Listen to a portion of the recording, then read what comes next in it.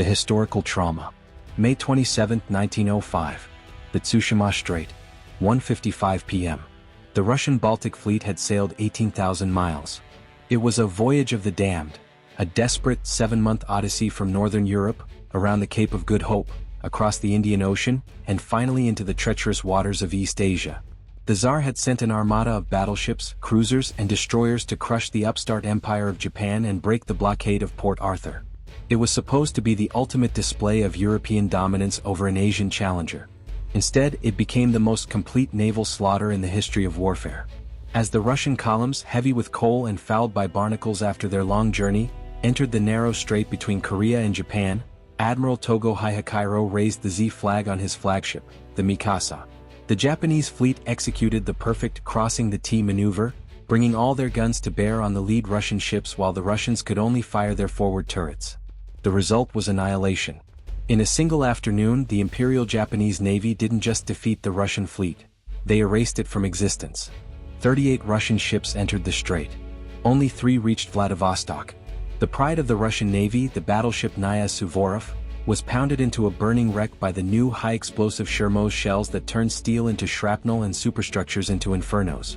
Over 5,000 Russian sailors died in the cold water. Admiral Rozhestvinsky was captured.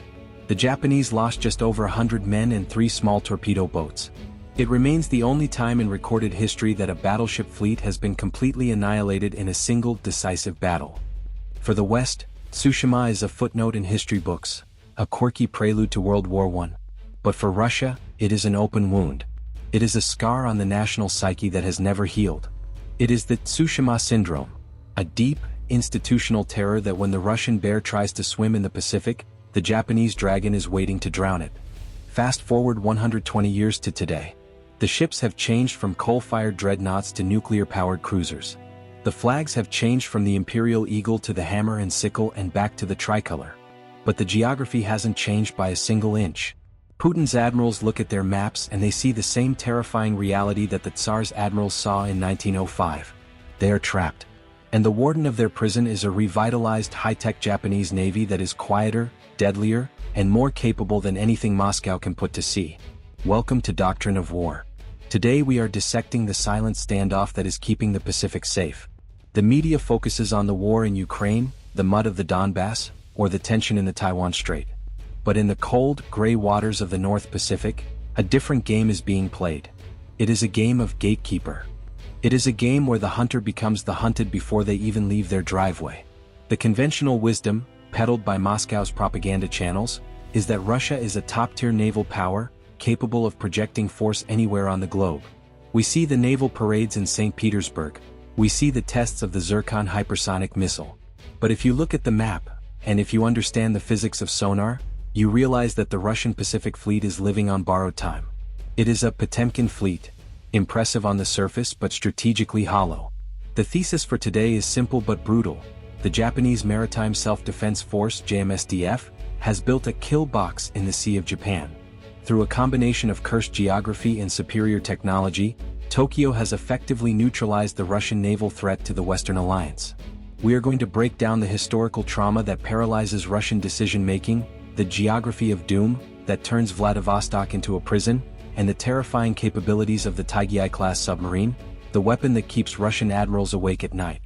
To understand the present, you must understand the depth of the Russian trauma. In military strategy, we often talk about institutional memory. The US Navy remembers Pearl Harbor. It drives their obsession with force protection, surveillance, and striking first. The British Royal Navy remembers Trafalgar. It drives their offensive spirit and their belief in sea control. The Russian Navy remembers Tsushima. It remembers being hunted. It remembers the humiliation of sailing halfway around the world only to be sunk in sight of the finish line.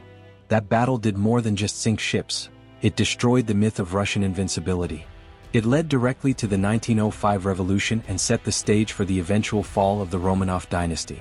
It proved a fundamental strategic axiom. A fleet bottlenecked by geography is a fleet that is already dead.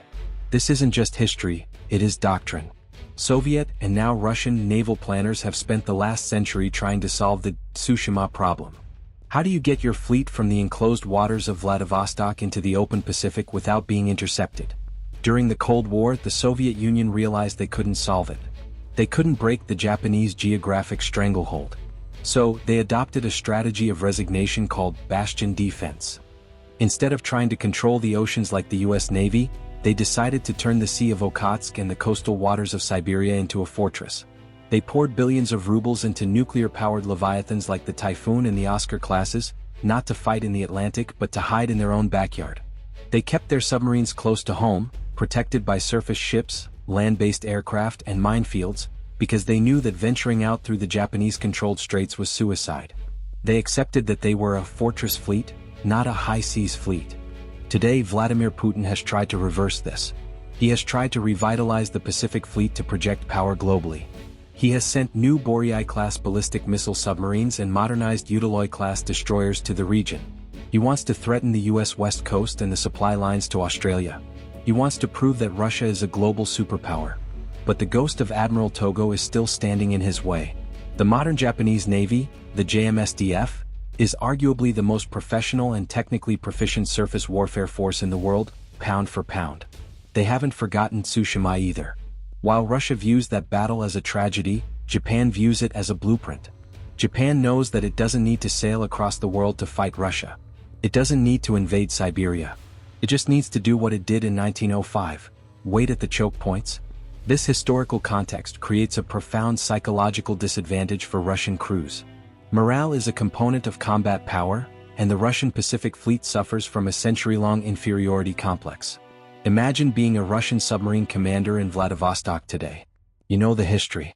You know that to complete your mission, whether it's targeting an American carrier or cutting a trade route to Sydney, you have to pass through a narrow corridor of water that is totally surveilled by your enemy. You know that the enemy has been mapping the thermal layers, the salinity, and the acoustic properties of that corridor for 100 years. You know that the moment you leave port, you are being watched. This is the definition of a fleet in being. A force that exists but cannot effectively operate because the risk of deployment is too high. Russia claims to have a blue water navy in the Pacific. In reality, they have a green water navy that is terrified of leaving its backyard. The Japanese Maritime Self-Defense Force plays on this fear masterfully. They conduct regular anti-submarine warfare (ASW) exercises right at the entrances to these straits. They fly their P-1 Maritime Patrol aircraft along the median line, their sensors sweeping the ocean capabilities. They are constantly signaling to Moscow, "We are still here. The trap is still set. And this time, we won't even need a battleship to sink you." For the Western Alliance, for the United States, Australia, and the UK, this psychological dominance is invaluable. It means that a significant portion of Russia's strategic power is neutralized without a shot being fired. It means the US Navy doesn't have to dedicate multiple carrier strike groups to blockading Vladivostok, because Japan has already done it. The Tsushima syndrome paralyzes Russian decision-making. It forces them into a defensive crouch. And in naval warfare, the moment you go on the defensive, the moment you let the enemy dictate where the battle will be fought, you have lost the initiative. You are just waiting to be sunk. If you are starting to understand why geography and history matter more than missile counts, and why Japan is the unsung hero of Western security, hit that like button and subscribe to Doctrine of War. We are breaking down the strategic realities that keep the global order intact, from the Sea of Japan to the Atlantic. Your support keeps this analysis independent and hard-hitting. The geography of doom. Now let's look at the map. Geography is the one thing in war you cannot change. You can build better ships, you can train better sailors, but you cannot move a continent. The Sea of Japan, known in Korea as the East Sea, is essentially a gigantic lake. It is enclosed by the Asian landmass to the west and the Japanese archipelago to the east. Russia's primary Pacific naval base is Vladivostok. Strategically, Vladivostok is a disaster. It is located at the very back of this lake. To get a ship from Vladivostok to the open waters of the Pacific Ocean, where it can actually threaten US or Australian interests, it must exit the Sea of Japan. There are only 3 exits, 3 gates, and Japan holds the keys to all of them. First, in the north, you have the Soya Strait, or La Perouse Strait, between the Japanese island of Hokkaido and the Russian island of Sakhalin.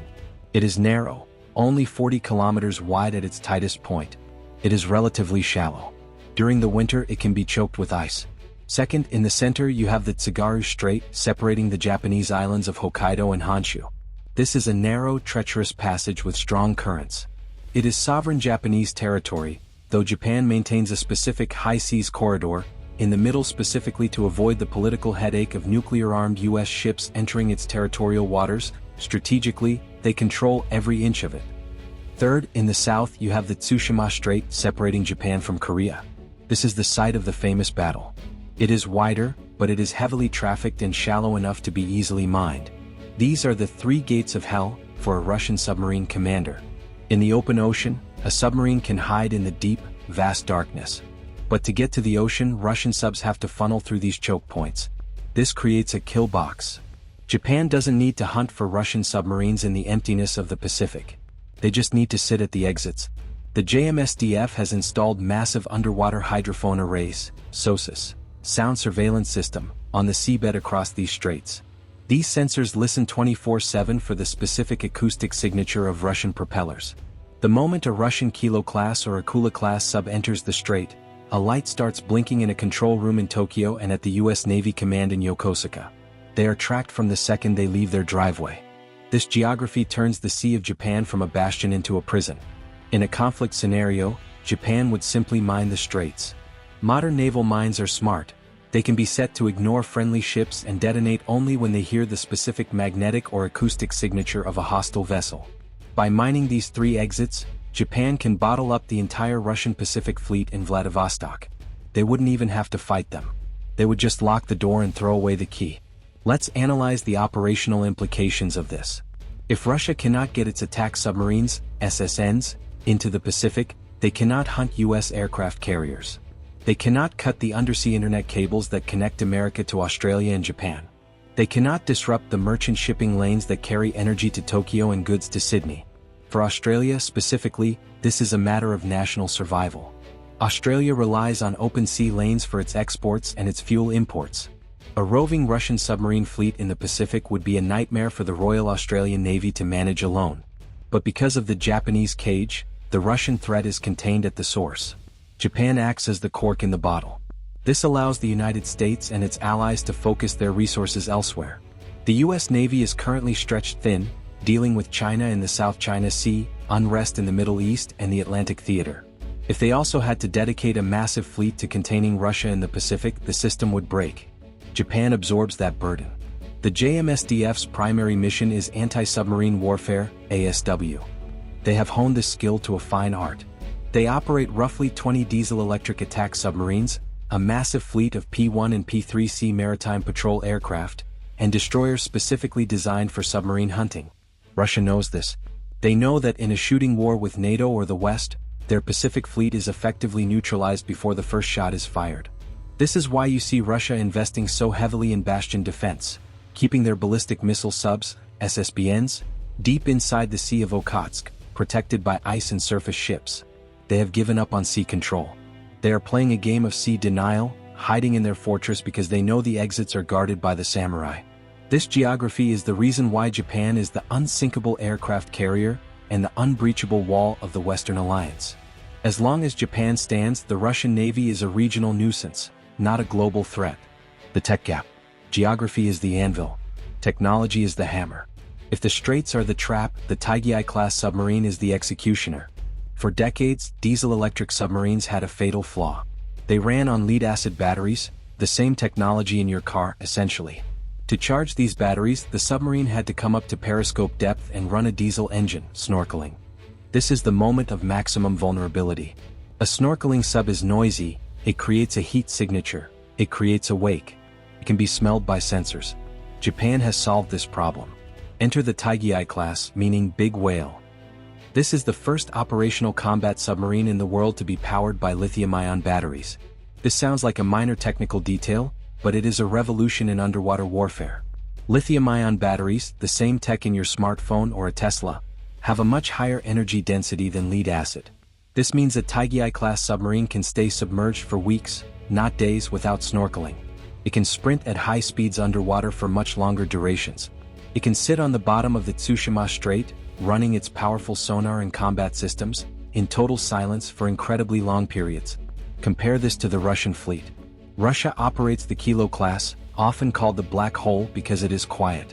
But the Kilo still relies on old battery tech. It eventually has to snorkel. It has to make noise. The Taigei doesn't. It is a ghost. It is quieter than the background noise of the ocean. Furthermore, the Taigei is equipped with the new Type 18 torpedo. This weapon is designed for deep water and shallow water environments. It has advanced countermeasures to ignore decoys. But the real advantage is the sensor suite. Japanese sonar technology is world-class, often surpassing even American capabilities in littoral, shallow waters. The Sea of Japan is a complex acoustic environment. It has weird temperature layers and salinity gradients.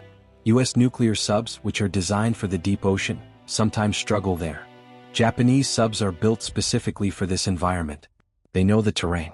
A Taigei-class submarine sitting in the Tsugaru Strait is the ultimate ambusher.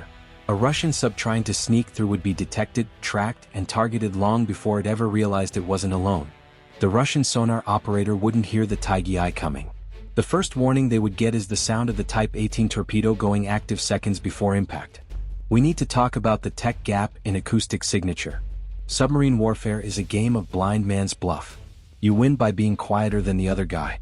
Russian submarines, particularly their older nuclear attack boats like the Akula and even the newer Yazan, are powerful. They are fast. They carry a lot of missiles. But nuclear reactors require cooling pumps. Pumps make noise. Even the quietest nuclear sub has a baseline's noise level that cannot be totally eliminated because the reactor must be kept cool. The Taigei is a conventional boat. When it is running on batteries, it has 0 moving parts in the propulsion train if it chooses. It is a hole in the water. In the confined waters of the straits, this advantage is decisive. Nuclear submarines are great for crossing the Pacific quickly. But for guarding a doorway? You want a diesel-electric ninja. Japan creates a zone of acoustic dominance. Their hydrophone arrays give them the big picture, and their Taigei and Soryu-class subs act as the silent killers within that zone. Russia simply cannot match this. Their industrial base has been hollowed out by sanctions and corruption. They are struggling to modernize their fleet. While Japan is launching a new cutting-edge submarine every year like clockwork, Russia is refitting hulls that were laid down in the Soviet era. The tech gap is widening. Japan is integrating AI into its sonar processing. They are developing unmanned underwater vehicles UUVs to extend their sensor reach. This means the killbox is getting smaller and deadlier for Russia every year. The window for the Russian Pacific Fleet to break out is closing. In fact, many naval analysts argue it is already closed. The Western Shield. So, why does this matter to a guy in Texas or a family in Melbourne or a trader in London? Because Japan is the shield of the West. We often talk about the US-Japan alliance as the US protecting Japan. The reality in the naval domain is increasingly the other way around. The US Navy relies on the JMSDF to secure the northern flank of the Pacific. If Japan did not exist or if Japan was neutral, the US Navy would have to spread its forces thin to cover the Russian threat. American carriers would be vulnerable to Russian cruise missile submarines slipping into the deep Pacific. But because Japan is there holding the line, the US can concentrate its forces on the main threat, China. This is the concept of burden sharing in action. Japan is doing the job that the US Navy doesn't have the hull count to do. They are the silent guardians of the US West Coast. A Russian sub that can't get out of the Sea of Japan is a Russian sub that can't launch a cruise missile at San Francisco or Los Angeles. This is why the US is so supportive of Japan's remilitarization. This is why Washington cheered when Tokyo announced it was doubling its defense budget. A stronger Japan means a safer America. The ripple effects extend south to Australia. Australia is an island nation. Its economy is built on digging things out of the ground and putting them on ships. Iron ore, coal, wheat, natural gas. These ships have to travel north, past the strategic choke points of Asia, to reach markets in Korea and Japan. If Russia were able to roam free in the Western Pacific, they could threaten these lifelines. They could use gray zone tactics to harass Australian shipping, driving up insurance rates and choking the economy. Japan's blockade ensures that the dragon stays in its cave. It secures the vertical highway of trade that connects Australia to North Asia. This is why we are seeing a massive convergence of strategy between Tokyo, Canberra, and Washington. We are seeing the formation of a Pacific NATO in all but name. Japanese submarines train with Australian frigates. US aircraft operate from Japanese bases. Japan is the northern anchor. Australia is the southern anchor. Together they bracket the Asian littoral. But Japan has the harder job. They are the ones living within missile range of Vladivostok. They are the ones whose fishermen have to deal with aggressive Russian patrols. They are the ones staring down the barrel of the gun every single day. And they are not blinking. Japan has transformed itself from a pacifist nation into a strategic realist power. They understand that weakness invites aggression. They understand that the only language Putin respects is strength. By building the Taigei, by fortifying the straits, and by maintaining the blockade, Japan is sending a message to Moscow that echoes back to 1905. The gate is shut. You shall not pass. The Russian Navy likes to project an image of global power. They release videos of missile launches and fleet reviews. But propaganda cannot overcome geography. The reality is that Putin's Pacific Fleet is a prisoner of its own location. It is trapped in a geographical cage, and the Japanese Maritime Self-Defense Force holds the keys. From the ghosts of the Battle of Tsushima to the silent, lithium-powered menace of the Taigei-class submarine, Japan has built a wall of steel around Russia's eastern flank. They are the ultimate Western ally, doing the quiet, dangerous work of containment so that the rest of the free world can sleep at night. Russia knows this. They know that if they ever try to break out, history will repeat itself. And that is why, deep down, the Russian Navy is terrified of the Japanese flag rising over the horizon. Thanks for watching Doctrine of War. Do you think the Taigei-class submarine is the ultimate game changer, or can Russia find a way to break the Japanese blockade? Let us know in the comments below. Stay sharp, stay realistic, and we'll see you in the next one.